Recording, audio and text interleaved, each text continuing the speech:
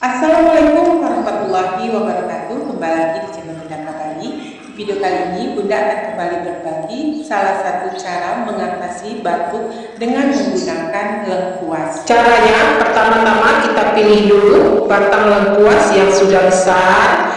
Kemudian ujung dari batang lengkuas itu bisa kita potong.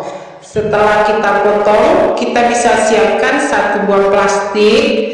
Kemudian plastik ini bisa kita ikatkan di ujung batang lengkuas yang sudah kita potong.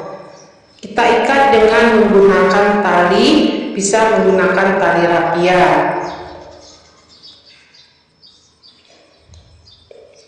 Selanjutnya, setelah kita ikat, kemudian batang lengkuas yang sudah kita ikatkan dengan kantong tadi, kita ikat kembali, kita tarik agar batang lengkuas tersebut menunduk ke arah bawah, agar nanti cairan dari batang lengkuas tersebut dapat ditampung di dalam plastik yang sudah kita ikat.